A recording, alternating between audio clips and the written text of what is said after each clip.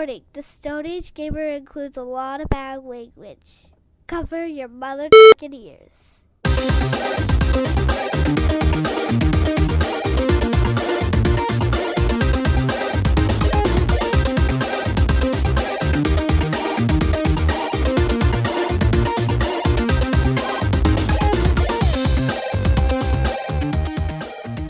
Good evening and welcome to episode 196 of the Stone Age Gamer podcast for the week of March 6th, 2018. I am Kris Randazzo, and joining me tonight is PTD Dan Ryan. Topical, yet not funny to anyone else. Dan is a podcast-transmitted disease. That's right, you all have beards now. And our special guest this evening is joining us from Level Up Entertainment is Mr. Scott Fine. Scott, how are you? I'm pretty all right. That's a good answer. I was going to hope. I wasn't going to say fine. I've lived it for over 30 years. I know how to avoid that trap. Sure. I mean, you're not wrong, Scott. But damn, it's good. Like, how you doing? Well, what's my name? Yeah. Pricks. Scott is here to not call you all pricks and talk about some cool stuff that he's doing at his store, including an event that involves Dan and myself. But before we go any further, here's your weekly reminder that you can email us at mail@geekade.com. Just include the words Stone Age Gamer in the subject line, and you can let us know what you think of our show, what topics you would like us to discuss in the future, or just say hello, because we always want to hear from you, the listener. And you know what? We did. First and foremost, Bill Moorfield, you are my hero. You're goddamn right, Bill. We've been, this whole time, we've been wondering where Bill has been, and he's been listening. We just didn't, it just didn't sound like we meant it. I almost say meaned it, because I've had a little bit to drink already, but... If you're just joining us and don't know what we're talking about, at the beginning of last week's episode, we said that we always wanted to hear from you, Bill. And we just said Bill a whole bunch of times. We said things to Bill. And then a listener named Bill wrote us in and said, I'm doing all right. And it was wonderful. It was pretty awesome. Bill, you are not only our hero, not only our one, our true, our only, but you are the wind beneath our wings. I was also all manner of confused because I forgot we did that joke. And I was like, okay, I'm glad you're doing all right, Bill. What's going on? And then I remembered it was all super fun. So yeah, Bill Moorfield, he listens to us at the gym, and he's a super awesome dude, and we really appreciate you listening to our show. We do. Get your friends to listen. Yeah, tell everyone you know. Meanwhile, I also have to exclaim from the rooftops before we get to anything else, the Chicken Wiggle has been funded. Chicken Wiggle for Nintendo Switch, the Kickstarter that I've been screaming about from the rooftops, has been funded. It's going to happen. I will get HD Chicken Wiggle on my Switch, and I'm super happy about that fact. Mm-hmm. Was there an SD Chicken Wiggle? Yeah, it came out on 3DS last year. Okay, I've never heard of it. Oh, it's great, and that's probably why nobody bought it, because most people never heard of it. It's from Jules Watson and Tui, the people that did Mutant Muds and whatnot. The game's great. It's just this wonderful little platformer with a great creative level thing, and it stars a chicken and a worm. The chicken's named Chicken, and the worm's named Wiggle. I gotcha. It's wonderful. It's just delightful. You collect the letters F-U-N in the levels. I mean, oh my god, that's amazing. You literally find the fun. And, I'm surprised I haven't heard of that, because Mutant Muds is everywhere. Yeah. No, this is it's. If you liked Mutant Muds, you will like Chicken Wiggle, and the new HD version looks wonderful. The artwork he showed, it's all hand drawn and gorgeous, and you can switch back to the HD versions of the pixel graphics. Which, if you played Mutant Muds HD, it's they translate really well. It's kind of like the new Wonder Boy that they did too, right? Yeah, kind of like that. Yeah, kind of like that kind of style. No, except not an actual old game, just a slightly older game. And they're real close to hitting one of their first stretch goal. I mean, it's over in a couple of days, but their first stretch goal is an orchestrated soundtrack by Grant Kirkhope. So I got my fingers crossed for that, because Grant Kirkhope was kind of awesome. He's the one who did Banjo-Kazooie and Ukulele and a bunch of other wonderful things. Anyway, that's enough of me gushing about Chicken Wiggle. Scott, how you doing? Who are you, and why are you here? How did you get here? I logged into the internet, and then some guy named Kris gave me a call on Skype and was like, "Hey, let's start talking about video games." Okay. No, seriously. I'm one of the managers of Level Up Entertainment. We're a comic book and retro game store in the Hamilton Mall in Southern New Jersey. I've gotten to know Kris over the years as he's one of our regulars. He comes in and buys. If you listen to this podcast, you can probably tell he's into what we would be selling. If you listen to this podcast, you've heard me talk about this store a lot. Okay. Yeah. And Yes, right now do.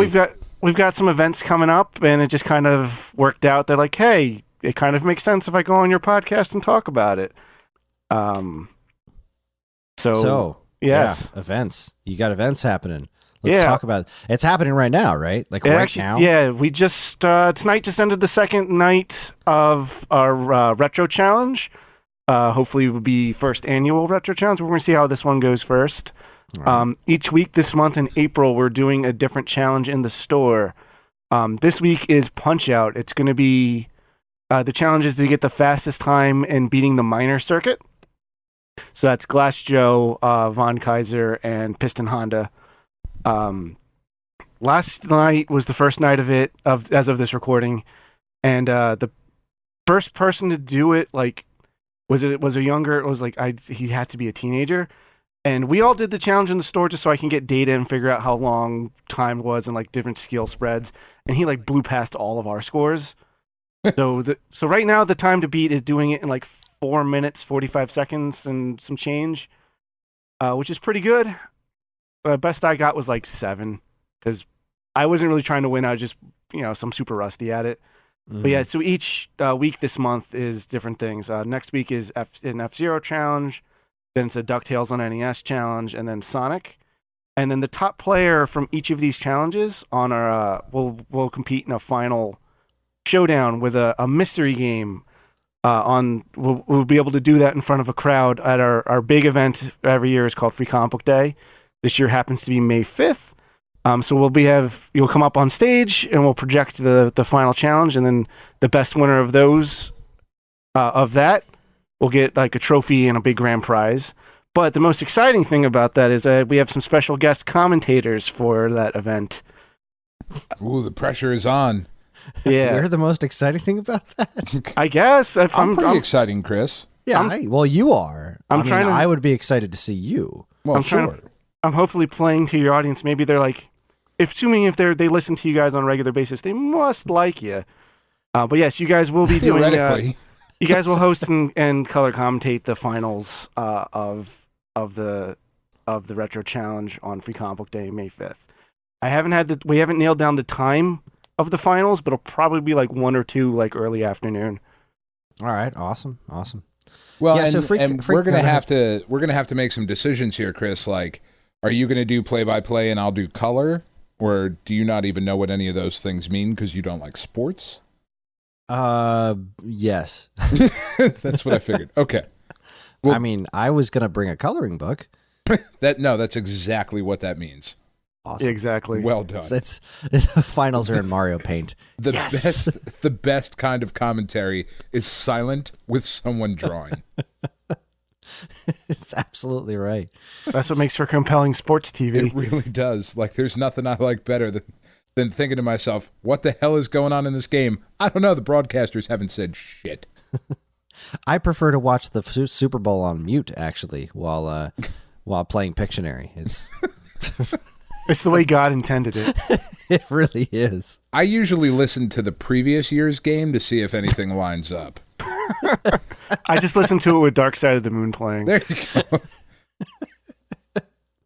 So for anyone listening who doesn't know what Free Comic Book Day is, I know this is a video game podcast, but Free Comic Book Day is a super cool thing that's actually industry-wide. It's not just at the Hamilton Mall. Obviously, it's super big at the Hamilton Mall, and you guys do it. You guys do it up right. But it's an industry-wide thing. It's all across the country. It's the first Saturday in May every year, and publishers make a whole bunch of comic books just for that day. A lot of times they're reprints, sometimes they're new, unique material, and they're a really good way to support your local comic book stores because just because the books are free to you doesn't mean they're free to the retailers. So go in and get some free books and buy one or two while you're there. It's always a good thing. And we have a lot more than just the finals of this video game challenge. We'll have sales on all basically everything in the store. There'll be free. We'll have our selection of free comics and stuff.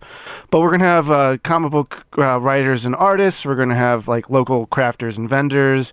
We're gonna have multiple panels and live shows. There's gonna be live music. Super Thrash Brothers will be playing a show there. We have a huge costume contest. It's a really big event, and we run it all day.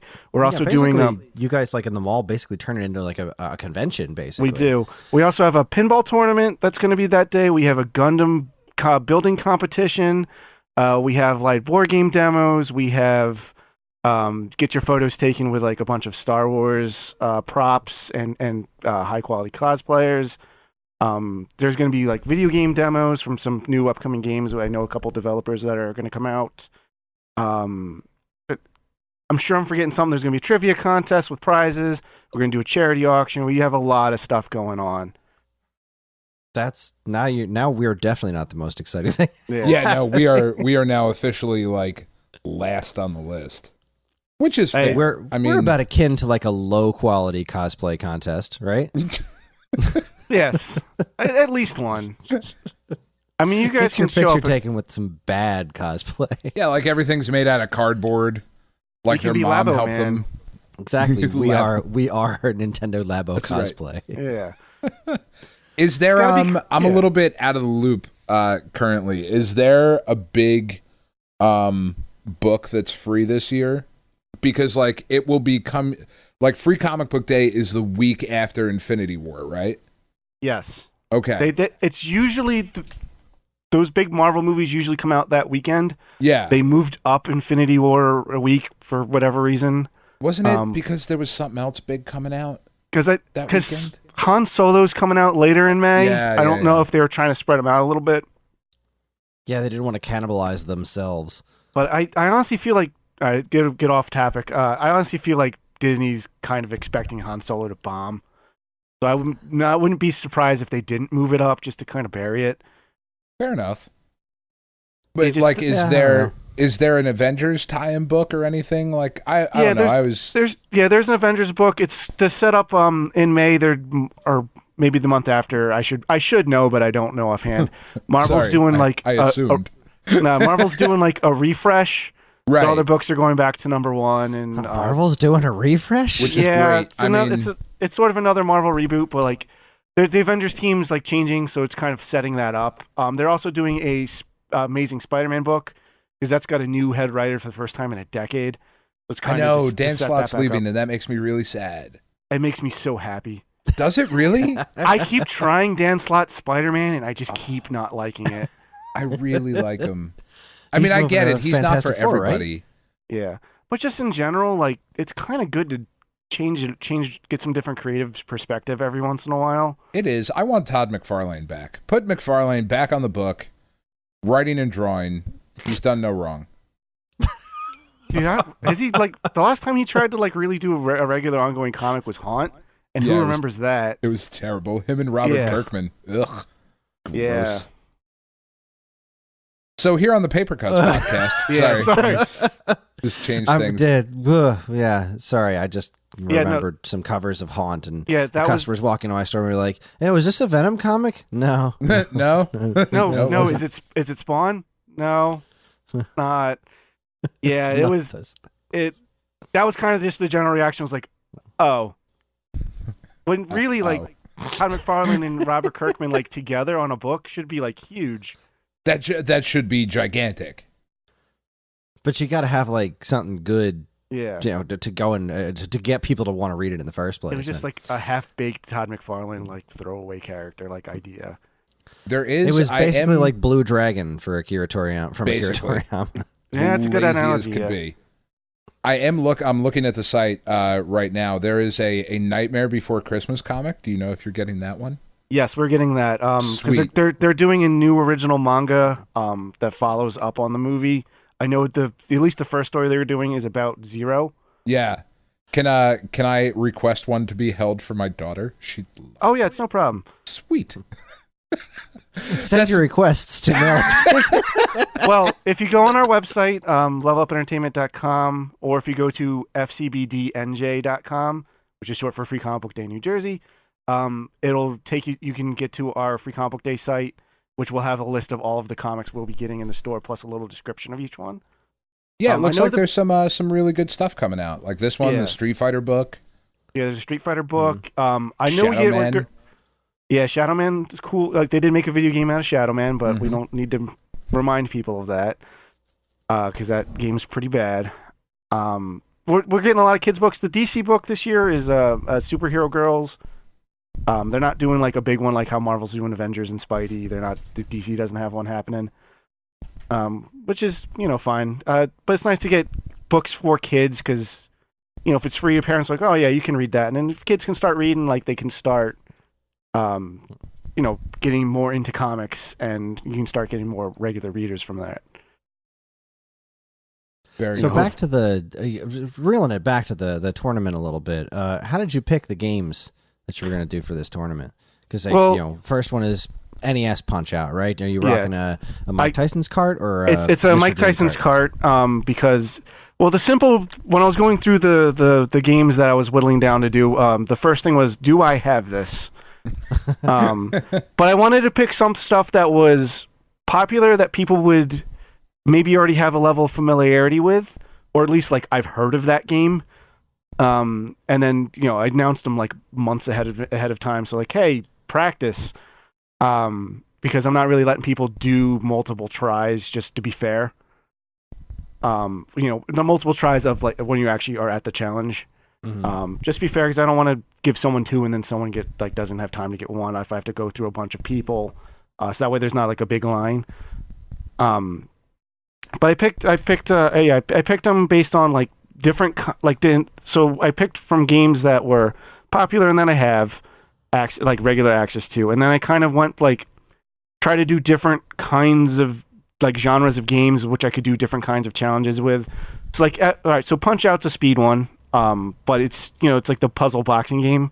Like it's more about timing than necessarily like going fast. Yeah, if you're going in there, like here's a hot tip: if you want to go compete, if you're going in there just to throw punches, you're gonna lose. You'll take down Glass Joe, but if you want to get a good time, it's all about dodges and counterattacks. I've already had a couple people lose to Glass Joe, which is surprising. I didn't think that was possible. Well, because you can kind of just walk in and then, like, if no one's busy, it's like, hey, I can sign you up and you can just do it. So, get some, like, average people to come in, like, all right, I don't really get this game, even though I, like, have the controls and stuff set up, next to the TV, so you can kind of get an idea of what all the things you can do. But, so this one's, I decided to do the fastest time in the minor circuit, just because it's the beginning of the game, so I can kind of, like, hit reset and, like, not have to worry about... Not entering a password or anything like that. Now, real quick before you move on to F-Zero, how are you playing this on a CRT or on a flat screen? We are playing it on a CRT. Oh, good man. All right. Which, it's like, all 10 million pounds of it moving it into the store. But I am playing it on CRT. We are playing it on a Retron 3. Okay. But you are using an actual NES controller. The Retron 3 we're using because it has slots for Nintendo, Genesis, and Super Nintendo. It was just really convenient for us. Gotcha. But so we're playing it on CRT. I don't experience any lag. Like, to me, it plays like Punch Out. I don't think the Retron 3 introduces much in the way of lag when you're connecting it to a CRT. I know that it's playing Punch Out on a HD TV is dicey business, to say the least.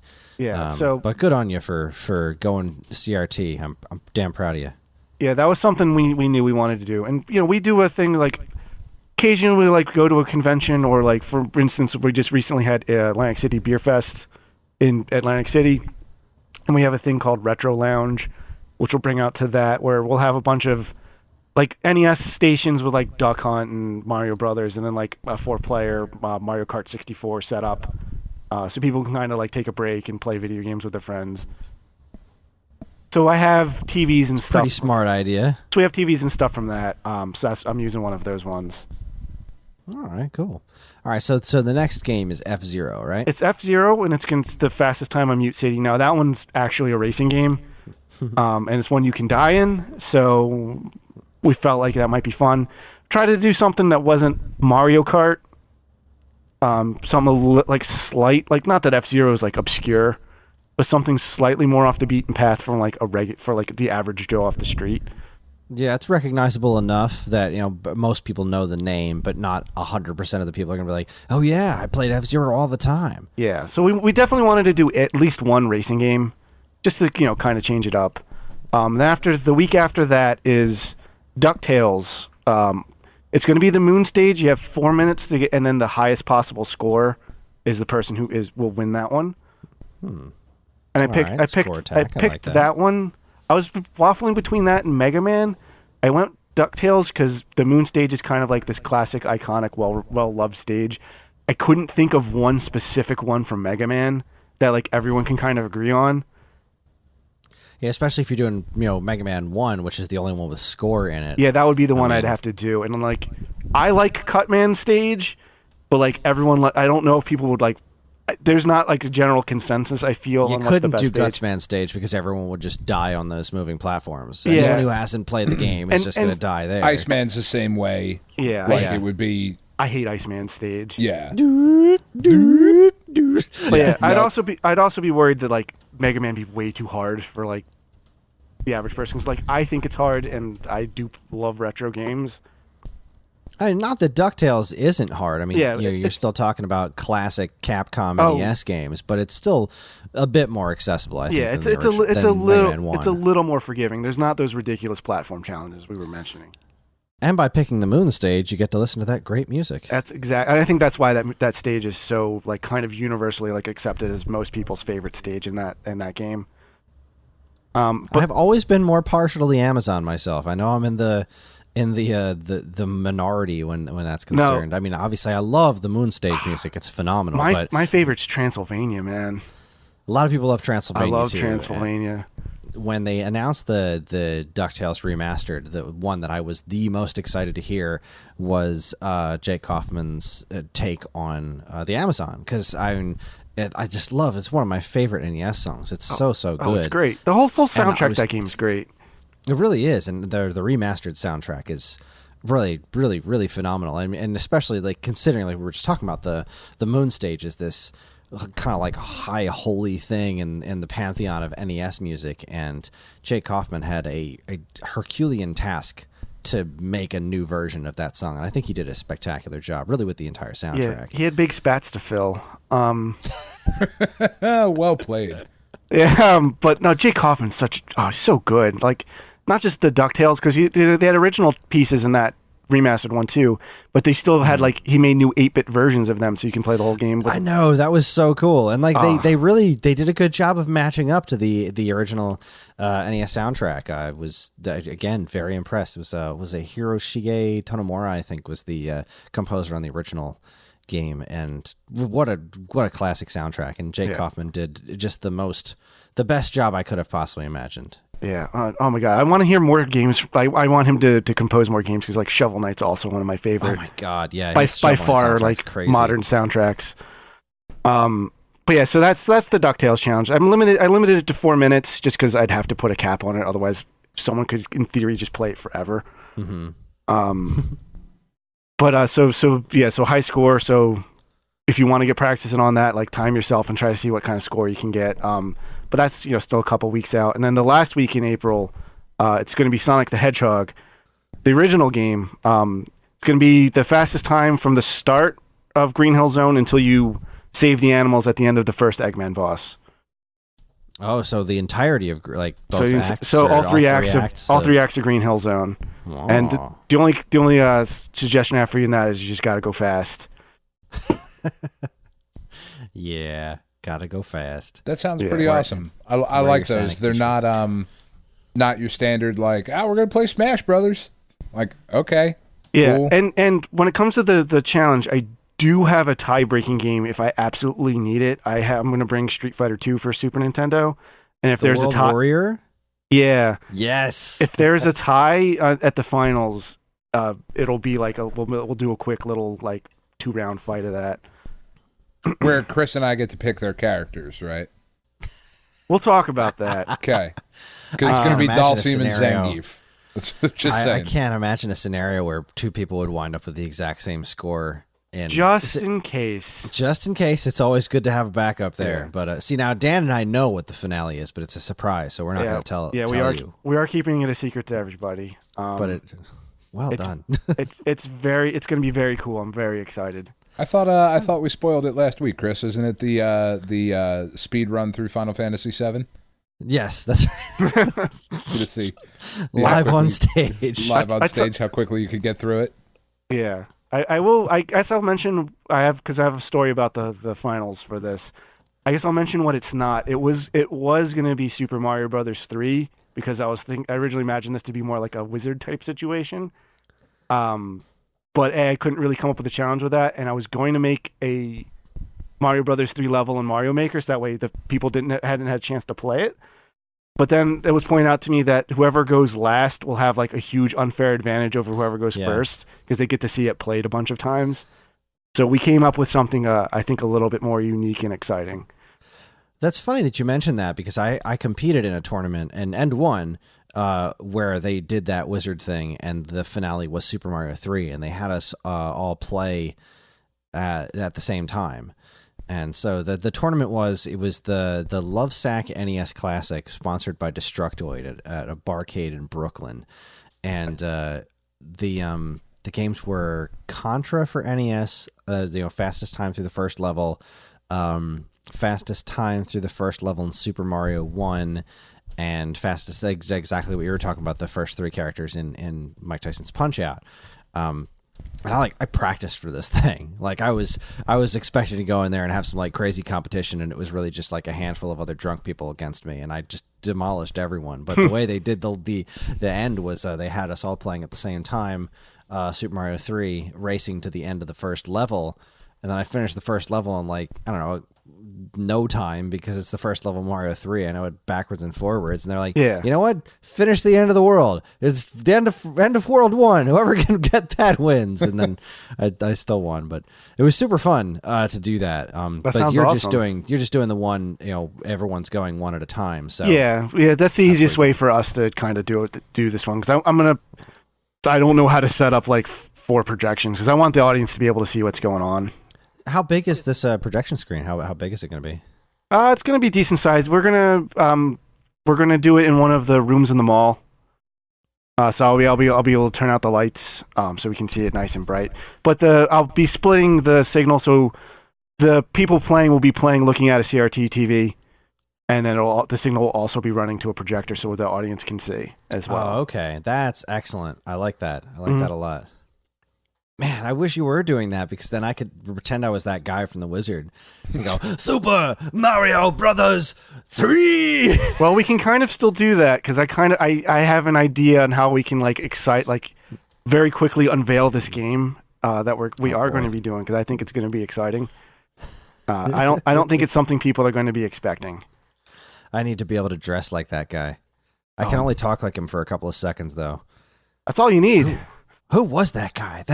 I've never seen that guy in anything else. I'm IMDbing that stuff. Dan, can I be honest? I haven't seen The Wizard in like 12 years. I just watched it like last week. Yeah, it's on it's regular been a while. rotation in my life. I've seen Howard the Duck more recently than I've seen The Wizard. Wow. I actually saw that on Sunday. I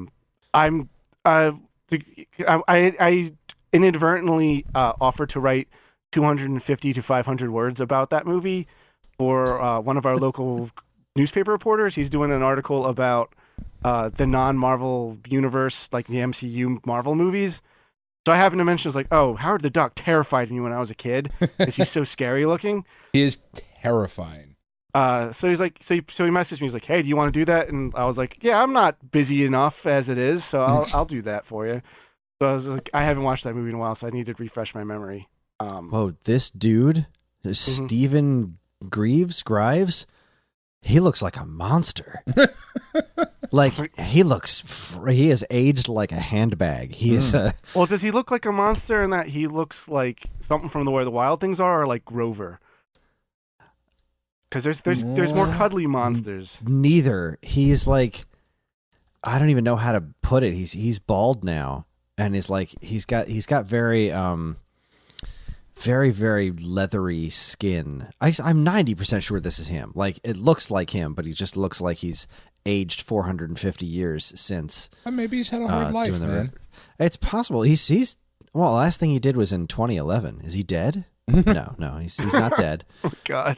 Yeah, Well, last thing he did was Sinbad and the Minotaur, the TV movie in 2011. Oh, that memorable classic. That old chestnut. He was on Beastmaster. Who wasn't? That's not an accomplishment.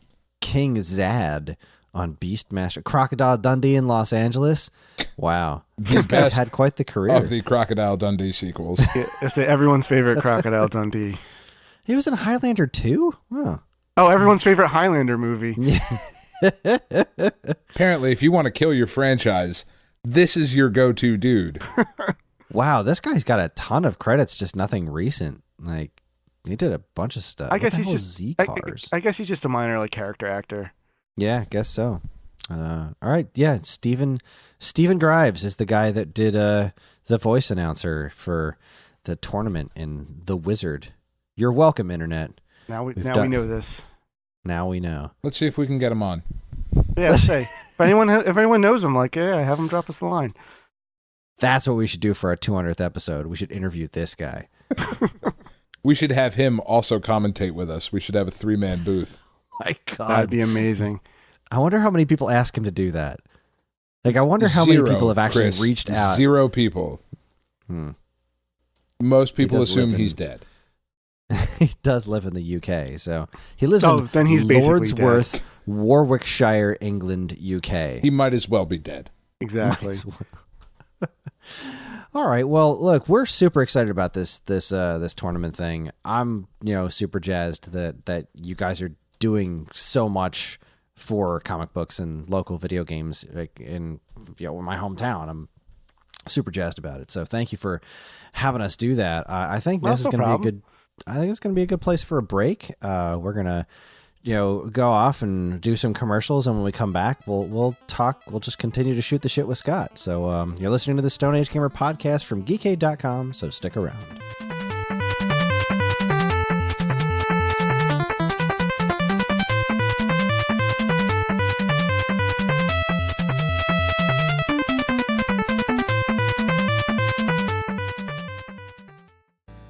And now here's a look at some of the other original content available right now at Geekade.com.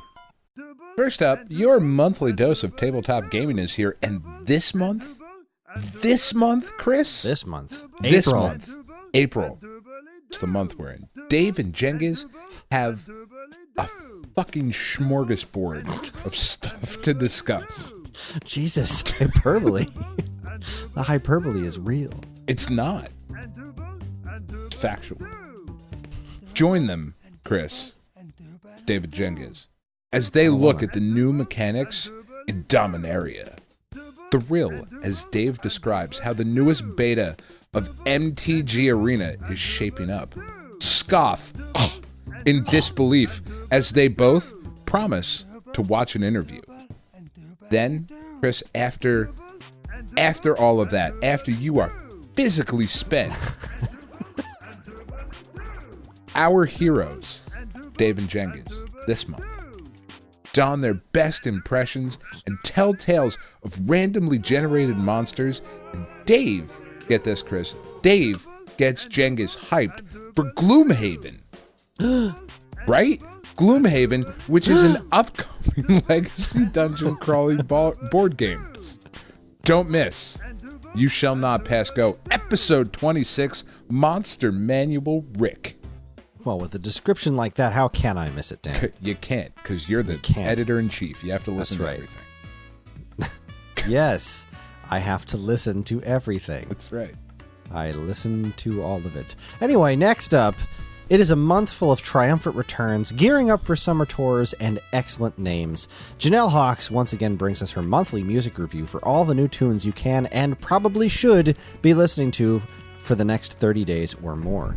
Be sure to read Turn It Up, new music for April 2018, located in the think tank. Finally, Kris, in the new episode... Finally. In the new episode, the new episode of Nonstop Comic Shop, Jordan looks back at when Marvel and DC introduced mythological, immortal warrior women. Teach us all the wrong lessons about feminism. First, in Avengers 83, Thor Ragnarok's own Valkyrie, in her first ever comic book appearance, asterisk, expends very little effort to convince most of Marvel's superheroines to violently overthrow their distaff male counterparts. Then, in Fury, a crappy episode from the crappy first season of the Justice League, one of Wonder Woman's adoptive Amazonian sisters is out to kill every man in Man's World by apparently making them allergic to their own cash and prizes. Yeah. See, now, I take umbrage with this because I think the first season of Justice League is great. I don't even remember this episode. The cartoon, right, is what we're talking about? Yeah. We're talking about the old DC Yeah. animated universe. I remember this episode. Yeah. It was something. It was a thing. Yeah, it was like in the beginning of it, I think Batman gets put down and like this woman's like operating on him or what, like trying to like get him on the gurney or whatever, and she goes to like take off his mask and he grabs her hand real quick. It's like he's dying. It's like, no, you're not getting in here. No. Take my balls before my mask. I'm Batman. Hands off the merchandise. And I don't mean my junk. Well, I mean, in theory, that suit costs way more than we'll ever see in our lives. Good point. It's true. Yeah, I wouldn't want people touching that. Speaking of... The grubby peasant fingers. You should take your grubby peasant fingers and click on a listen to the Nonstop Comic Shop. Episode 19, we will be greeted as liberators. You can catch all this great stuff plus tons of other articles, videos, podcasts, and more right now at geekade.com.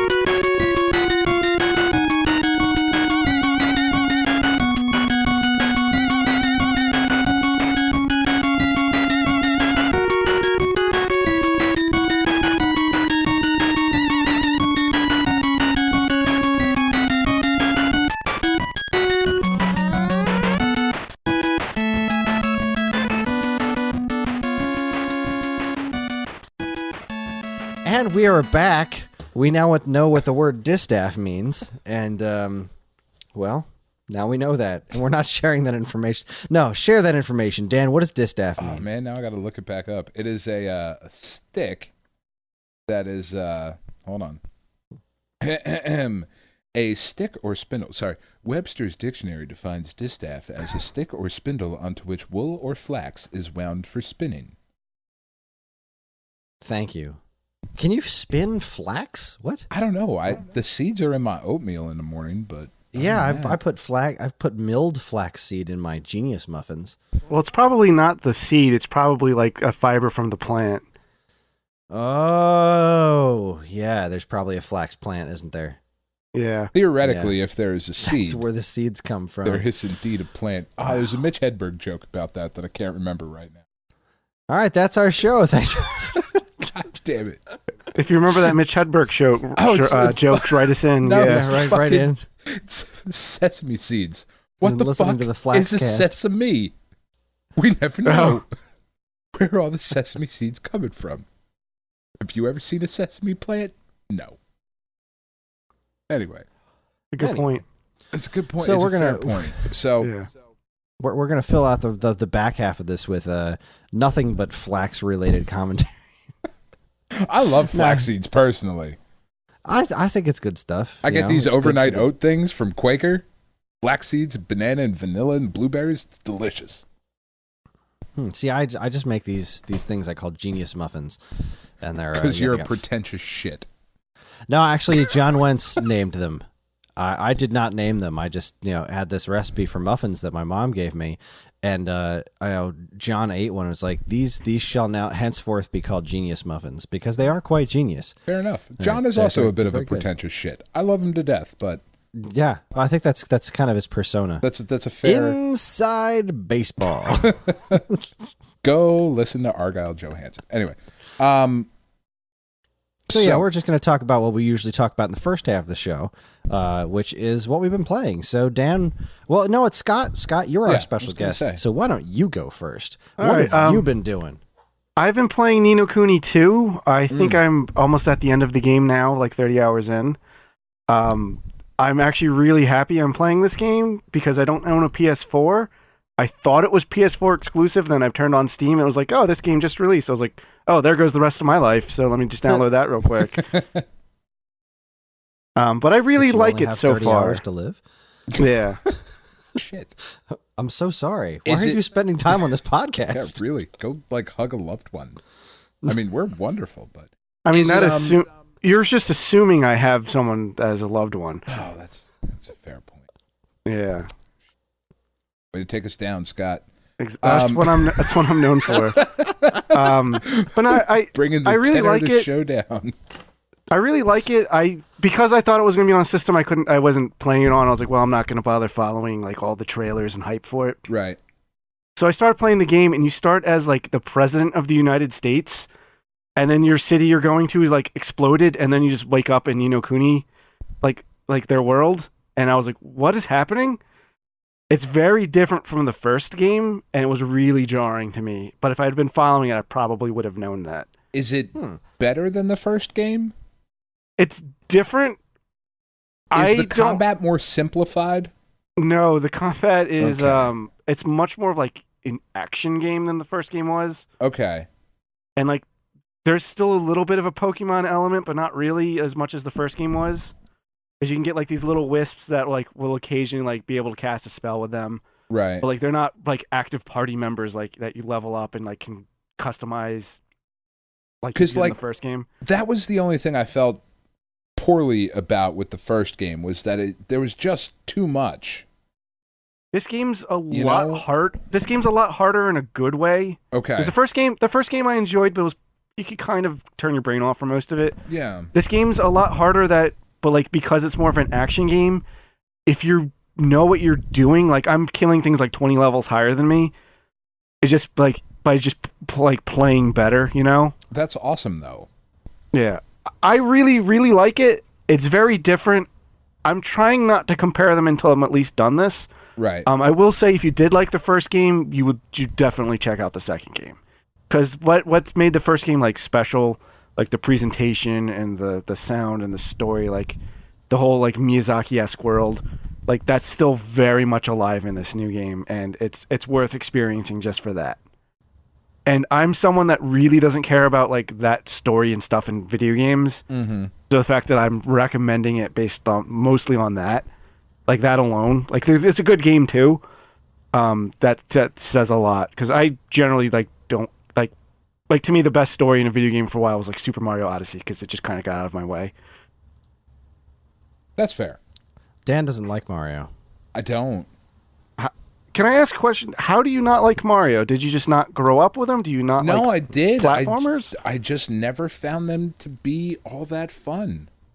I can appreciate the brilliance of the game design, but I never really liked the characters. I never really liked the world that they created. Like when I had my Nintendo when I was a kid, like I played Super Mario Brothers and I was like, all right, like this is kind of fun. And then I played Mega Man and was like, oh no, this is what I like. And then I played Metroid and Kid Icarus and was like, oh no, this is what I like. And I don't know, it just always That's fair. yeah, objectively they are not bad games, but I am not a huge fan of games that are, and like I feel bad when I describe them as juvenile, but there's a juvenile element to them that, like, I don't want to play a video game where my dude can dress up in a cat suit.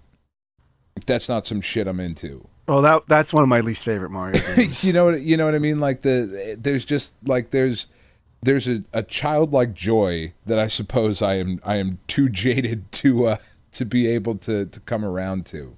I don't know. I'm one of the most cynical people most, like, all of my friends know, and like, yeah, I don't know. It's just one of those things. Like, if you get it, it's either you like it or you don't. Like, yeah, it's just not. They're just not for me. You know, Yeah. we talk about it all the time. Kirby is not for me. Dan is objectively a bad person, though. Yeah, that is very true. That's fair. I used to be a huge Kirby fan, but like, Kirby's design philosophy is it's basically like a kid's first video game. So it's very soft and very hand-holdy, and it's cute and adorable. But like, the games don't stay compelling for me. Like, I loved Kirby's Adventure. That's probably one of my favorite games ever. Yeah, but like, Kirby's Adventure's great. But it's been like, for me, Kirby's had like diminishing returns. Like, Star Allies just came out, and I played the demo, and I was like, I got my Kirby experience. I don't need to buy a full game. But I would also probably be playing that by myself, and I don't have kids. So I think I'd get more out of that if I had a younger kid and I was playing it with him and be something we could enjoy together. It'd probably be a great game, but like, for me, just as a guy on my own, it just doesn't do anything for me. I'll actually have something to say about that in a bit, because that's one of the games I've been playing. But I do agree with you with the whole Kirby's Adventure thing, though. It's still my favorite game in the series, and because Kirby's Adventure there was some. The game itself isn't like crazy hard or anything, but getting 100%ing it was a bit of a challenge. Like, finding a lot of those secrets were really interesting. That was what makes that game like great, because you'd have to think ladder, like you'd have to like plan ahead for your like oh, I found a switch here, but like I can't reach it. Well, there's certain power-ups like the hammer that can go through walls, but that's not in the stage. I have to get it from another stage and I have to bring it there. Like that's the first game I ever 100% completed as a kid, and like, oh, it was so satisfying to have done that. And that last boss, that's one thing I love about Kirby games, is how the last bosses are just like, even like up to King DDD, it's all pretty cute. And then you get to the last boss, it's like, no, this is a hellish nightmare escape. This is a demon with a giant chin that wants to murder you. And his like body is like chaos personified. It's so freaking weird, man. It's so weird. Cool because you got the Star Rod, and there's a form where you're flying around, and it's like a shoot 'em up. And then you got that game. Oh, I love Kirby's Adventure. And Kirby's also really cool when he's like that. We're just talking about the mainline Kirby games. Yeah, I like Kirby when he goes outside of the box too. Like Air Ride Kirby's Dream Course for Super Nintendo is such a goddamn good game. It's like the greatest mini golf game ever. Kirby's Block Ribbit Ball, King, sir. Fair enough. I've spent much time with Ribbit King, and I think Kirby's Dream Course is freaking magical. Ribbit King, Frog Golf is the best thing ever. Anyway, so the only golf game I played in a long time was Golf Story for Switch, which is pretty great. But I got stuck on the last tournament. I accidentally started with the wrong clubs. And so once you start a tournament, you can't back out of it. So I'm just stuck at the end of the game, and I can't beat it. You can't like lose the tournament and start if over again? If you lose, it just takes you back to the beginning of the tournament. Oh, that sucks. I do want to play that game. Yeah, the problem is like there's just one hole that I can't, like, I get like 8 strokes behind on, and I just can't climb the gap. That's frustrating. Yeah, it's a really great game though. I might just start it over and play it less dumb. There you go. But it's amazing because it's got frisbee golf, it's got lawn golf, it's got an NES style, like the NES golf game in it called Golf. Oh, there's so much in it that besides, and then the golf mechanics are great too. So it's not one I'm playing right now, but it's something I've recently played. Yeah, Dean played through Golf Story. Absolutely loves it. I want to try it, but it's so low on my list of priorities right now. I'm currently sitting on 2 games I haven't even touched, so that's fair enough. Maybe one of these days, but they just keep releasing games that I want. So I mean, shit's gonna stack up eventually. I mean, it's a good problem to have. It is. It's such a different situation than I was in with Wii U. Yeah, and I love the Wii U, but yeah, I can't defend its like lack of stuff coming out. Mm-hmm. So Dan, what have you been up to? I haven't played anything new since we last talked because I'm trying to get through the stuff that I have because God of War is coming very soon. And I need that. I need that in my life. Like I need it yesterday, but it's like what, like 3 weeks away from when we're recording now? Yeah, I think so. Yeah, 2 or 3. 2 or 3 weeks. So I am very, very excited for that. I'm trying to finish up Shadow of the Colossus. I haven't even touched Broly or Bardock. Bardock. Thank you. I was blanking on his name. I haven't even touched them in Fighter Z or any of the other stuff that I've got going on. And there were new PS Plus games that released today that I haven't even downloaded yet. And then, Puzzle and Dragons. Everybody who's listening to the show, by the way, there's you can vote for the card to be added to the Monster Shop. So please, for me, go vote for Cotton, because that's what it should be. Probably not going to be, but that's what it should. So go vote for Cotton. So you said you played that Dragon Ball fighting game. Yes. What do you guys think? How is it supposed to be announced? Is it Fighter Z or Fighters? I would say I Fighter believe it is Z. officially supposed to be Fighters. I think it's supposed to be Fighters. I think But I I've heard I it both remember ways. reading that somewhere. Because I they don't want put to say it that way, the Z together with Fighter, and that's how you would pronounce it. but it is But they- capital. But like, yeah, that's the thing. Is like I don't know one way or another. I've been saying Fighters, but like that kind of describes the entire genre. Yeah, So, like I don't know. I've always said Fighter Z because it's a capital Z, and they're like the Z Warriors and shit. But not all of them. This are the is Z Warriors. official from Bandai Namco. We can confirm officially that we pronounce it like the word fighters. Not Fighter Z, not Fighter Z, not Fighter Zeto, not Fighters, fighters. Although we can't stop people from saying it however they want. Yeah, I'm still going to Bandai say Namco. Fighter Z Yeah, I mean, yeah, whatever. As long as whoever you're talking to knows what you're talking about. because everybody's just going to say that Dragon Ball fighting game. Yeah, the good And, like, one. Yeah, the good one. Because it is awesome. It is really fun. And Bardock and Broly look really awesome to play with, especially Broly. Because like he's a ridiculous character to begin with. And the animation work that they did on him in the game is awesome. Like Yeah, he's huge and silly and just badass. So Yeah, I had the pleasure of playing that with a friend when he got it. I was going to call it opening weekend. Oh my god, like the weekend it released. And it's awesome. I stopped. I love Dragon Ball, and it will always have a place in my heart. But once Boo had like a third form, I just was like, I'm done. So I that's haven't. where I got super into it. So I haven't watched More GT watching or Boo. Fight or Super or anything. So I'm playing. We're playing the villain mode. Like Frieza has a new voice, and to me he sounds like Stewie from Family Guy, and like I hated it. But it was a really fun game. You're listening to the American voices. I haven't Yeah, even...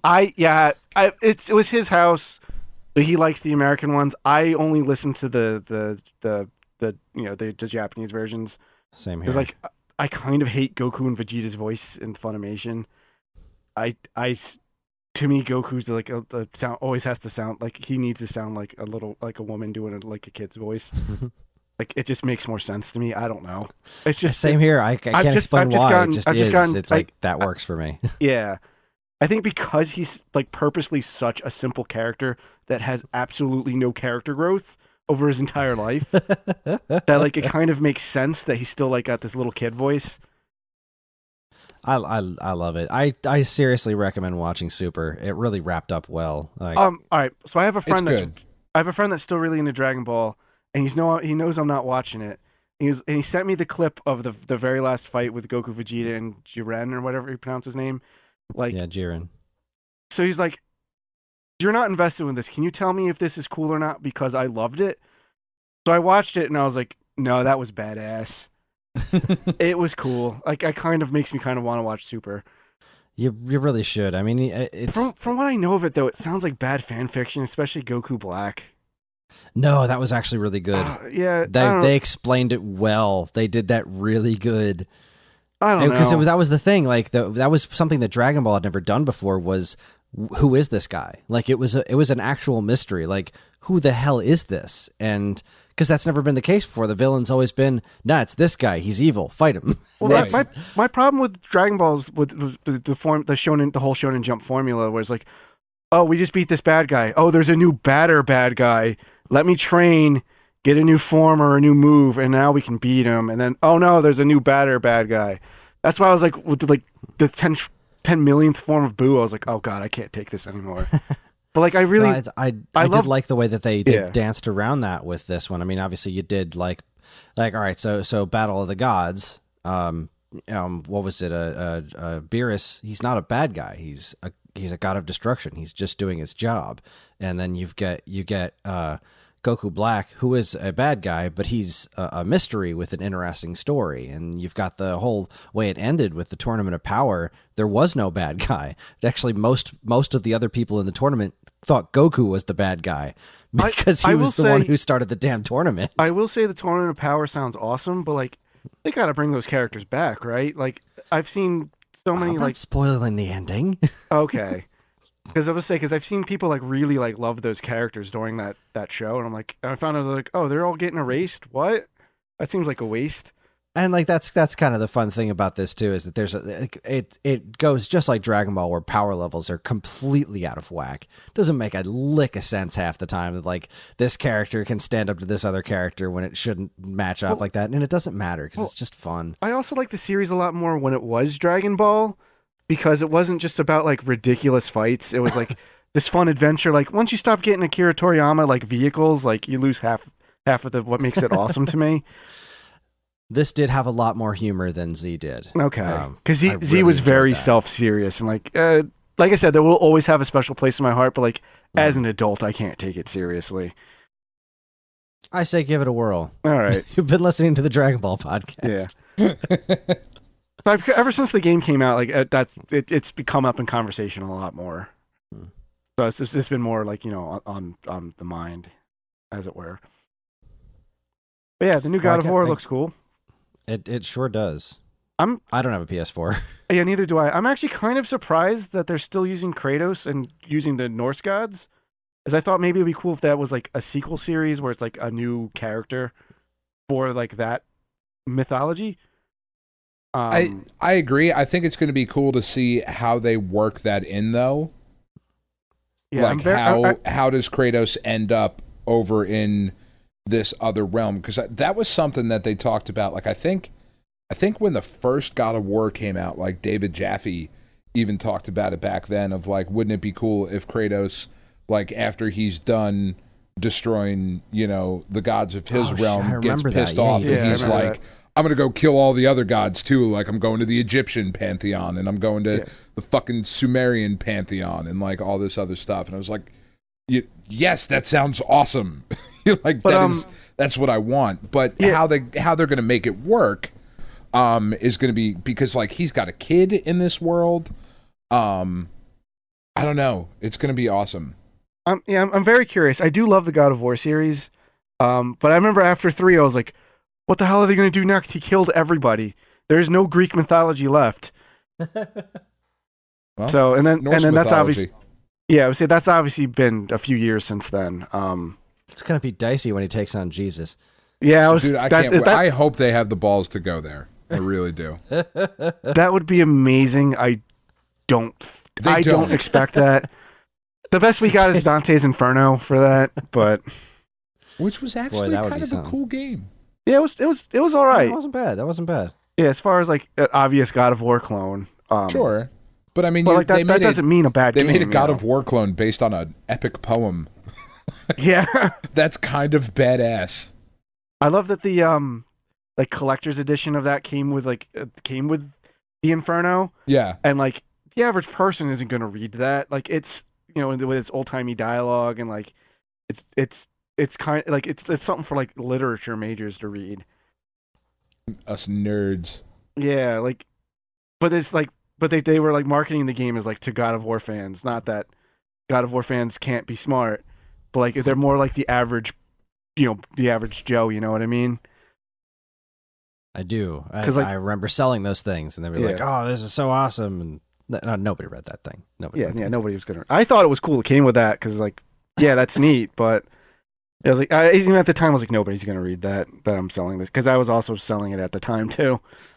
It was cool that they went and at least made the effort to you know what, maybe 1% of the people that buy this game will actually read the poem and get something out of it. And wouldn't that be nice? You know? Yeah. So. And then you could be like, wow, this game has nothing to do with this. Good poem. It is good. I studied it in high school. It's cool. Anyway, Well, I guess I'll talk about what I've been playing to finish this out, and I have indeed been playing more of Kirby, Kirby Star Allies. I bought the game, and unfortunately, sadly, not from Scott. I did try to sell it to you, but You did. Our distributor, our shipment got stuck in another state, so I didn't. Just bad times. I didn't have it when you were there to buy it, and I was like, well, not your fault. I wouldn't take any offense if you picked it up because you wanted it.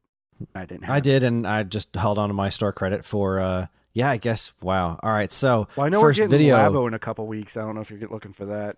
Nah, I'm not jumping into Labo. Okay. My kids just aren't old enough for it. I don't think. Fair enough. Though John's been doing some great stuff with Legos, so maybe he is. I don't know. I'm still on the fence, but I've been talking to Dan about possibly picking up Donkey Kong Tropical Freeze with it, which I said I wasn't going to pay full price for. But since I have store credit, I'm not technically paying full price for it. So Yeah, it's a good way of looking at it. the first video just came out because they just had it on display at some conference. I don't think it was GDC. I think it was something else. But they just had the game on display, and there were some comparison videos of loading times. Oh yeah, I saw that. Yeah. They are significantly better. They're not like, holy crap, amazing. They're not like, oh my God, I can't believe how fast this is loading. But they're still like, now they're just like normal loading times, which is pretty nice. I loved the Wii U era. Like I did love the Wii U. Like they didn't get a lot of games, but like what I got, I really liked. Tropical Freeze was a game I missed for whatever reason, so I'm pretty excited it's coming to the Switch. Mm-hmm. But yeah, I think $50 is a little much because I still have my Wii U. I can just go buy it for $20, Wait, is it 50 or is it 60? or maybe it's $60. Maybe it's $59.99. Regardless. Yeah, see, $60 because this game didn't come out on Wii U at $60. Yeah, And the fact that's what that it was. they're It came out charging on. $60 for this. That's is what I was thinking. It came out for $50 on Wii U. Kind of dicey that they're charging that much for it on Switch, but maybe they can get it, and I hope they can because They will. this game deserves to be played by a lot of people, and Kirby's apparently doing quite well for them. So Yeah, I mean, I'd pay $60 for a new Mario Maker. I would too. Yeah, so I mean, really, if you haven't played Tropical Freeze before, it is $60 worth of game easily. yeah, no, It's I do it's need not to. short. It's gorgeous. It's hard as nails. I do need it. I did love the first Returns game. I just, like I said, for whatever reason, I guess I just wasn't interested at the time, and then I just never got around to it. It came out at such a weird time. I feel like it just showed up in stores, and it just wasn't. There wasn't enough hype around it. It just kind of fell flat. Did it come out around like another game? Was it like Wind Waker or something? I think I was playing. It probably wasn't too far from that. I think I don't was. Remember I think for I was playing sure. something else, and I was like, "Well, I'm playing this. I'll get that when I'm not playing something." And I just never got around to it. it Let's see, is Wind excellent. Like it Yeah, is. It is definitely worth the money. Yeah, and people are really like ragging the Switch on ports and stuff now, but like I don't have a system that plays Doom, and I really want to play that. And you should, because it was awesome. Yeah, but I you know what I played mean, through like- the whole thing on Switch. It was great. I want to, I as a consumer, I want everything on my one platform, so I don't mind. Yeah, I'm with you there. Getting some 100%. ports. I would like them spread out a little bit with like pepper with some more like original games. Mm-hmm. But yeah, the first half of this year feels very port heavy. But last year we got Breath of the Wild and Mario Odyssey, so like Yeah, I mean, I think Yeah. the Switch's library, especially with all the indie stuff that's out, and we got Star Allies, we're getting Labo, we're getting Mario Tennis, we got Tropical Freeze, or getting Tropical Freeze, we got Bayonetta 1 and 2, so it is. dude, we're getting a freaking Smash Brothers game this year apparently. We are. So Might even be a new one. I'm jazzed as hell for that. So I'm all right. I'm not trying to get hyped up for it as if new game. I think I'm I'm operating at it being an enhanced port right now, and so that way, if I'm wrong, it's even cooler. I'm writing a whole article on it on Stone Age Gamer about what I think it is and what I hope it will be. So I wrote an article on our store's website about all of the things I want it to do. I'll have to read yours. Yeah, it's on levelupentertainment.com. You just scroll down a little bit, and there's the blog posts. Nice. All right. Yeah, I'll give that a peek. Yeah, I did write it from the perspective of the store, so like a couple of the characters were suggestions from other people that worked with us. I see. All right. For instance, we have someone on the staff who's a huge Fire Emblem fan. She's like, I want more Fire Emblem characters. And I was like, all right, I'll write that. Only if you're taking out other ones. Yeah, like as much as I love like Roy and Lucina, we don't need 3 Marths. But we don't. In the article we wrote about like, listen, we need less swordsmen. So it's like you could do Tiki, you could do like Tharja, you could do Camilla. Like there's a bunch of characters we came up with that would be cool. And they would play differently, and because it's way more than just blue-haired swordsman, the series.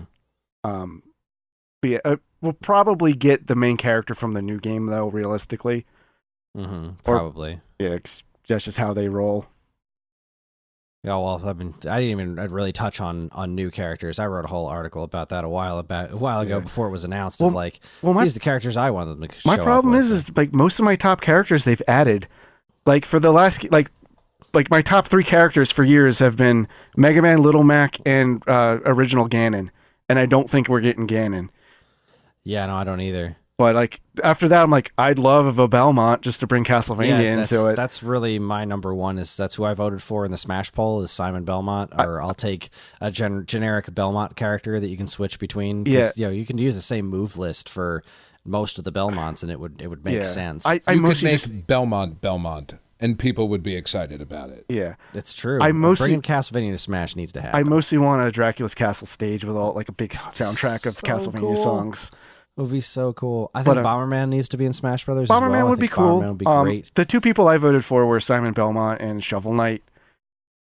Shovel Knight would be pretty great. I just love his game so much. I still want Shovel Knight in the new Soul Calibur. That's what that would actually be awesome. I didn't even think about that. But see, like you showed me that picture of him all like realistic looking. Yeah. I want him to look like he does in Yooka-Laylee. That would be great. In super realistic Soul Calibur, that's what I want. If Shovel Knight's going to be somewhere, he's got to look like a cartoon. Yeah, complete fish out of water. I want him to look like a cartoon too. But like, what's that game? The guy who made Castlevania did like a Kickstarter. Bloodstained. Bloodstained, yeah. He apparently Shovel Knight's in that, but he's drawn like real like he lives in that world. Yeah, I haven't even looked at that yet. I've been avoiding everything. I helped kickstart it, and I just want to be surprised when it comes out. So I'm trying not to pay any attention. I was afraid of a Mighty Number 9 situation again, so I didn't put my money on that. Oh, Mighty Number 9. Yeah. Just because doing good things with the character now. I'll take your word for it. Yeah, dude, Mighty Gunvolt Burst is a cool ass game. All right, well, that's because who's the developer of that? I met him at Too Many Games last year. Anyway, they make good games because I love Blaster Master Zero. Oh, Blaster Master Zero is so good. I know. It's so good. I love Blaster Master to begin with, and it's just like it super annuates the original one. Like I have no desire to ever go back and play it because this one's so much better. It's wonderful. I mean, I'll always go back to the original as well for various reasons, mostly music. But yeah, Blaster Master Zero was phenomenal. So anyway, I've been playing Kirby. Yeah. So way off track there. Yeah. I've been playing Kirby, and I am really enjoying it. It is I'm not playing it with I'm playing a lot of the time with my kids around, but I'm also playing it by myself. Not a lot because I also have a handful of other games that they're kind of bored by, so I don't. I play those when I'm by myself. But the thing that I'm enjoying about Kirby is that it is fun, but not challenging, which is, I mentioned this before, that it seemed that way to start with, and it still is that way. I'm in the third world now, and it's like coming off of Celeste and Dandara, playing a 2D platformer that's very clever and still fun without providing any real challenge is just kind of exactly what I need in my life right now. Yeah, not every game needs to be a Dark Souls. Like sometimes you just want to play a game and unwind. That's like I remember when Epic Yarn came out. A lot of people were like shitting on that game, and I was like, But what a breeze that was. That was so nice. but like it was so relaxed. It was like fun. It was like nice to just kind of watch, you know? Yeah, and like that's really how I feel about Star Allies, is it's just nice to play. Like if I'm going to bed at night, I'm not going to get riled up by this game. I'm not going to get like super excited while I'm playing it. I'm like, this is a really cool game to decompress to, because you feel good when you're playing it, because it is still clever. You know, there's still these neat little puzzles for you to solve, and they have those switches from Kirby's Adventure. You know, like there's a big dumb switch that you find that'll open up a new level on the map screen. Those are hidden in there. They're not. I mean, I'm only on the third world, so I can't say that they are all hidden. They aren't all hidden as well as they are in Kirby's Adventure, but they're, you know, they take a little bit of thought to get to. It's just a really delightful game.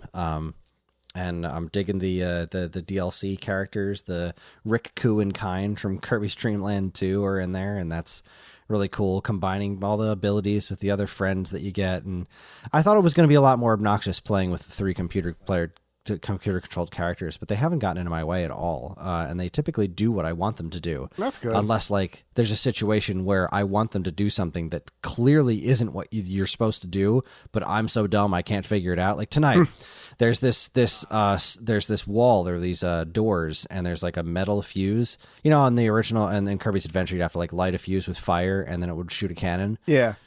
Well, they do that in this one too, but they also have these ones that are lit up with electric powers. And so there's like a little switch that you have to hit with electricity, and then the electricity will go through the wire and then open up a door. And I'm sitting here by this door. Now, I've done this twice already with these fuses, with the electricity stuff. And sitting at this door, I'm yelling at the plug guy. I'm like, go, light the darn thing. Light it up. And I'm trying to get him to light the door itself, not what he's supposed to light up, like 4 feet up top. And I got real angry at the game until I realized I was being an idiot. That's fine. But no, it's a very pretty game. It's very delightful, and it's got these just so many music cues that draw back to the original games. It's really, really wonderful how they sprinkled music from Kirby's Dream Land for Game Boy and Kirby's Adventure for NES throughout the game. It's just been great. Dan, did I talk much about Degeneration last week? A little bit. Was last week when I had just gotten it? I only played a few minutes of it. Yes. Okay, so I've put a little bit more time into Degeneration, and I am still pretty disappointed with it overall. It is still, at its core, it is still Degeneration, which is a great game that people should play, but it's really bogged down by a very subpar presentation. The music is great, and I'm not just saying that because it's by Mark Knight, who did our show's theme song. Like the music really is great in the game. It's the original PC release doesn't have music in the background, and this one has a lot of like ambient stuff going on. It's nice. It's very nice, but a lot of the visuals just remind me of a PlayStation 1 game, and not in a good way. Not that there is a good way to do that, unless you're Symphony of the Night. But yeah, kind of a difficult sell. It's kind of heartbreaking, but Degeneration is such a good game. It's this 3/4 perspective kind of puzzle action game where you're trying to go door to door, go through all these rooms and save people that are being attacked by geometric shapes.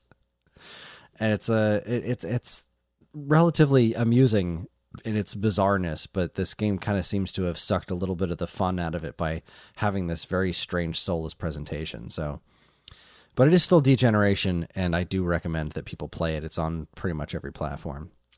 The most important thing that I'm playing obsessively is Arcade Archives released Punch-Out. Oh, I didn't see that. Yeah, it just came out last Friday, I think. It wasn't on the regular release day. It was just dropped March 30th. It was like, okay, I don't know why this is getting its own day, but I'm freaking stoked about it because it's The original arcade Punch-Out. How do they handle the two-screen thing then? A couple of different ways. You can play it with them just stacked one on top of another, where it's relatively small, so you got a lot of wasted real estate on your screen, but that's the most accurate. You can also switch the screens to be side by side, left to right, which is how I've been playing it because that kind of works the best with your television. Okay. Or if you want to do it in handheld mode, you can turn the Switch on its side and stack them that way. All right. Which is super cool. That's awesome that you can do that. I know there was a pinball game. There were was it Pinball FX? Where in handheld mode you can put it long ways? Yes. Pinball FX? I think it's Pinball FX because I don't think Stern Pinball Arcade does that. Yeah. But yeah, I think Pinball FX does that. Yeah, no, I am just obsessively playing this because it is wonderful to have this game. Officially, I've wanted this game to actually buy this game ever since I first played it in the arcade. It's Punch-Out's one of my all-time favorite series. I adore Punch-Out so much, and to finally have the original one at my fingertips whenever I want it, portable or on my television in this wonderful, wonderful recreation, is just fantastic. One of the things about the emulation that I think is strange is I know the counting is very fast in arcade Punch-Out. I feel like it's too fast in this. Like, I don't know what's going on there. Like, the counting when you knock somebody down seems to go by too fast. But other than that, the actual timing of the game itself feels right to the arcade version, which is to say it is extremely loose depending on how tired your character is. Well, I mean, it was originally designed just to take your money, so I'm assuming the fast counts or like just so you can get through the game a little quicker. Yeah. I still can't. I can't get past Pizza Pasta, and which is as far as I've gotten in the arcades too. I've never gotten a Sandman in the I've arcade. never gotten too far in the arcades because it's honestly I feel like it's a pretty rare game for arcades. Like growing up, I didn't know it was an arcade game. I thought it just started with Mike Tyson's Punch Out. But so I've only seen it a couple of times, so I haven't had much exposure to it. I haven't had a lot of time to practice. So it's really cool that like I could just go pick that up right when we're done this podcast. Yeah, and you definitely should. It's just, go in expecting it to be so different from any of the other Punch-Out games. Like it is a very different flavor. It does have a lot more in common with Super Punch-Out for Super NES than Mike Tyson's Punch-Out, besides the character selection, obviously. Mm-hmm. It feels so much looser because your character tends to slow down if your energy meter. So it's got the same meter as Super Punch-Out, where you get you get to charge up your punches. It doesn't do star punches. It does the big super strong punches, and you can just keep throwing them as long as your meter is full. I think the lower your meter is, the slower your character punches. Mm-hmm. I'm still trying to figure out the math on this game in a lot of ways, because it's so cool to play this as somebody who's really, really, really spent a shitload of time with Punch-Out games, because it definitely, you can see where the different games in the series have drawn from the arcade games. Like, this game has a lot of timing issues, whereas in Mike Tyson's Punch-Out, for example, as soon as you see a character animate, you dodge. That's 99% of the time. In the second Don Flamenco fight, if you dodge immediately and you do a fast dodge, you're still going to get hit when he throws his small jabs. But pretty much every other punch in the game, as soon as you see the first frame of animation, if you dodge left, you're going to dodge it. In the arcade Punch-Out, it does similar to what a lot of title defense did in Punch-Out Wii, where you have to learn each character's timing. Like, when you get to Bald Bull, or even the second character, Piston Hurricane, when you're fighting him, if you're just going to dodge immediately, you're going to come back before he actually throws his punch. So you really have to learn the timing and the patterns of all these characters, similar to title defense in Punch-Out Wii, which they also do title defense in the arcade Punch-Out. You have to beat Glass Joe, Piston Hurricane, Glass Joe, Piston Hurricane, Bald Bull, Kid Quick, Pizza Pasta, and Mr. Sandman. And then after you beat all of them, they challenge you again for title defense, which I didn't really know the arcade game did that when I played Punch-Out Wii, because I had never gotten that far in it, and I hadn't really watched a lot of videos on it. I played the arcade game as a quarter muncher when I was a kid, when I went camping at the arcade I went to on the campground that we used to go to, because that was camping for me. Really roughing it. But they have a Punch-Out arcade machine at Yestercades in Red Bank, and so I've parked my ass in front of that machine for like at least a solid hour at a time, and really spent time trying to learn these characters, and I could not get past Pizza Pasta. And Kid Quick is tough as nails too. He is impossible. Like, you can't, you run out of time in this game, and there is no decision. No matter what if you've never been touched and this guy has like a sliver of health left, if you run out of time, you still lose, which really cheeses me off. Because for some reason, Kid Quick, I always run out of time fighting him. And Pizza Pasta's right after him. But it's so cool having this game and really studying it and seeing all the influences on the later games. And I hope with every fiber of my being that they keep doing these Nintendo releases, because they're so far they've done Arcade Mario Brothers, which is, I talked about on the show when it came out, is something I've wanted my whole freaking life, is to own the arcade version of Mario Brothers, and now I do. They did Super Mario Brothers Versus, which I didn't pick up because I'm assuming that the NES Super Mario Brothers is eventually going to come to the platform, and I don't need to pay $7 or $7 or $8 for that, because it's not that different. And Punch-Out is now the third one that they've done of a Nintendo arcade game, and I'm so happy to have the opportunity to buy these games. I hope against hope that they do the Donkey Kong games, 1, Junior, and 3, and Super Punch-Out is just like, because that one I've never actually played the arcade version outside of playing it on MAME on my Raspberry Pi, which isn't, it's just not the same. I want that so bad. Yeah, I was just trying to think of like what other Nintendo arcade games I'd really want. Because like the Versus games are cool, but like they're not different enough from their NES and Famicom counterparts for me.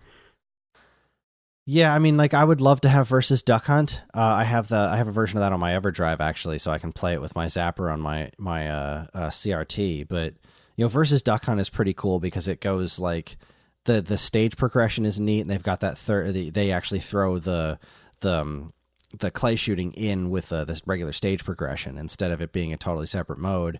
And you've also got that bonus mode where you can shoot the dog, which is that's so. I mean, that is the only reason to really port that is to be able. Yeah, but I mean, like versus Clue Land, who needs that? Yeah, or like versus tennis. Yeah, exactly. Like, there's really not much of a difference there, and even stuff like Versus Pinball. Like, I actually prefer the NES version. I messed with Versus Pinball. I think the NES version's cooler. I mean, Versus Pinball is cool because it's got like more sound, like tracks in the sound. It does, but I don't like them as much as the. But the, like the, one song the in gameplay's still just NES Pinball, which is a good pinball game for Nintendo. It is. I love that game. I love that game more than I should. What I'd rather see them do is go to the guys that make pinball effects and then make that make a table based on that. That would be so cool. That would be amazing. I can't believe no one's thought of that yet. But with the little penguins and oh my god, that would be so cool. But yeah, it just blew my mind, Scott. Yeah, that would be great. Picturing the seals in 3D. Well, yeah, they can have show up and bounce the balls. They can my god, that was so cool. They can have a part up at the top of the board where it's the Mario like bonus spot. They can pop the ball in there, and the screen will move up there. Holy crap, dude! You're melting my brain right now. Yeah, I really that's been they've had some good tables so far. I'm glad that's on the Switch because now I can just kind of pick it up and play it. They also announced the Pinball Arcade for Switch, which has my two favorite tables, Taxi and Twilight Zone. So I cannot wait for that to come out. I don't like Twilight Zone. Oh my god! I think I just haven't played enough of it. I played it at Silver Ball, and I'm like, I love the series. Twilight Zone is one of my favorite series ever. But like, I don't know what it is. I just can't get into the pinball version. Maybe theirs was like busted or something on that day because it's just I don't know. I couldn't get into it. What I really want is the what is it the special ball that's in there. There's like a plastic ball that you can unlock that doesn't work with any of the magnets and stuff, and it moves super fast. Like that game is absolutely insane. When you fight the power up in the left hand corner, it gets these two little magnet things, and the sounds. Oh, it's so loud and so wonderful. Oh my god, I love that game. I'll freely admit I might just be just terrible at it, so I don't get to do any of the cool things. That's a very, very distinct possibility, but like I would love if they, for lack of a better term, ported like Mars Attacks to like a home console. Yeah, I mean, I know a lot of I have the version for Mac because as soon as they got the license to Twilight Zone, I was like, all right, well, I need to buy this on any platform I can, and so on my computer I have it, so I can at least play that. But if when that comes to Switch, I'm just gonna be the happiest little camper because I don't even care if they don't do the horizontal mode. Like as long as I can play Twilight Zone and plug in my headphones and listen to that crazy ass version of the Twilight Zone by Golden Earring blasting as it says, "Don't touch the door, don't touch the door." I love that game so much. Yeah. Yeah, there's a lot of games I like. I know one of them has like the Star Trek: The Next Generation pinball game. Or pinball. That's the Pinball Arcade. Yeah, that's what I thought. I didn't remember definitively. It's got TNG. It's got Adam's Family. a bunch of those like crazy ass tables. Which those tables are really expensive, so it's kind of nice to be able to they have are. like an affordable alternative. Yeah, because like I would love to buy a Twilight Zone, but it's one of the most expensive pinball tables you can buy because it's so complicated. Yeah, and like I'd love to have the next gen one, but like the maintenance on that's like ridiculous because there's so much like stuff that can go wrong with it. But it's so cool because of that. Because you get all the different like ships and stuff. Yeah. All right, well, we should probably wrap this up. I'm sure. I feel like I'm forgetting something else that I picked up on Switch because I've been buying so many games. But I know you didn't pick up Owlboy yet, right? I have not picked up Owlboy. No. All right, they just actually announced the release date for PS4, which is next Tuesday. But nice. I don't know that I will have much to say about it before we record. But I am definitely getting. You're gonna dive into Owlboy before God of War. Wow. I'm sitting here and my wife hasn't shook her head no yet, so we're definitely getting Owlboy next Tuesday. Like really, the only reason I haven't gotten it yet is because it's $25. I It's know, like that's I want it so bad though. It's a beefy price when when Dandara was 15 and Celeste was 20. Like yeah. That game's got to be really freaking good to stand up to those two in my mind, and apparently it does. It holds up very well. But yeah, it's got with all the other phenomenal reviews. So Zeo Drifter just went on sale for $5. People, if you don't own Zeo Drifter on your Switch, it's $5 right now. Buy it immediately. It's so good. It was on the Wii U, right? As a different. It was on the Wii name. U. It was just Zeo Drifter. It's the same thing. It was on 3DS. It was then ported to Wii U, and now it's on Switch. I think it's on PS4 and all manner of other things. It's just a great little compact Metroid style game. Oh, I'm thinking of a different game. Sorry. It's high quality stuff. But yes, Punch Out arcade version. If you like Punch Out, like I was reading on Facebook the post that Hamster Interactive or Hamster Incorporated, whatever they're called, the post like Punch Out is now available on the Switch, and so many people are like, "Man, this game sucks." It's like, no, this game does not suck. You suck at it. That's right. This game is hard. It is. You can't just play it. It is different than like the more popular, well-known versions of Punch Out. Yeah, and it is a lot more floaty. And again, it's an arcade game, so it's meant to kill you as much as it can. That's why it's a lot harder. You're absolutely right, but it's like, man, if you want to know what these characters originally looked like, if you want to see the original sprites for Bald Bull and see how well those translated to NES, like it's so cool watching this as a piece of evolution of the Punch Out franchise. Well, the characters in NES are amazing because like they're an NES game, but they're so expressive and distinct. Mm-hmm. I guess that kind of brings it all back around because we're doing the Punch Out one still going on this week. That's right. So go to Level Up Entertainment. All right, so we're I think that's all the time we've got for this. Thank you very much for joining us, Scott. This was a lot of fun. Thanks for having me, guys. Of course. So that's our show. Join us next week when Dan and I will be stepping ever closer to our 200th episode. Right. Can you believe it? I can. I've been here for most of them. Yeah. To celebrate, Dan and I are going to be doing a little ranking fun, starting next week with our top 5 video game systems. We think. I had this idea earlier today. I'm not 100% sold on it, but I think that's what we're going to do. So, we'll figure it out during the week. We'll figure it out at some point during the week. But once again, you can get in touch with us at mail@geekade.com, as well as all flavors of social media that we inhabit. You can like us on Facebook, find us on Instagram at Geekade, subscribe to our YouTube and Twitch channels for all our latest video content, and follow us on Twitter at @the_Geekade. You can also find us individually on Twitter. You can find me at Geekade Kris. That's Geekade Kris. And Dan, where can these lovely people find you? At Geekade Dan. And Scott, are you on Twitter? Do you tweet?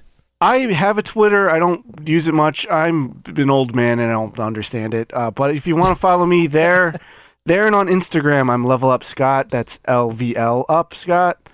And Scott has 2 T's.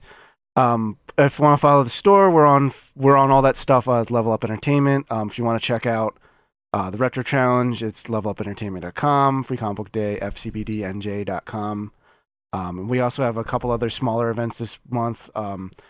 Action Comics number 1000 comes out on the 18th, so we're going to have a special DC Comics sale. We're also going to do, if you live in the area, we're going to do a viewing party at the movie theaters when Avengers comes out. which is the last week of April. I forget the exact date offhand. Hmm. And then Free Comic Book Day on May 5th. Fantastic. I will be there for at least one of those. Yeah. Well, if you're interested in any of the things we discussed tonight, including all those things Scott said, be sure to check out our show notes. And while you're at it, you can also subscribe to this and any of our other wonderful podcasts on iTunes or Stitcher. Or if you're super nice, you can leave us a review because any and all feedback is welcome and appreciated. We'd also like to thank our intrepid editor, Dean, for taking over for Evan because Evan is busy running Garden State Comic Fest in Atlantic City. And making this show listenable for all you folks. And we'd also like to thank Mark TDK Knight for our show's theme. You can check him out on SoundCloud and Bandcamp or his website, which we have a link to again in the show notes. Always remember to keep your eyes on geekade.com for more fresh original content. Thank you, everybody. Thank you again, Scott. Dan, go scratch. Have a great night.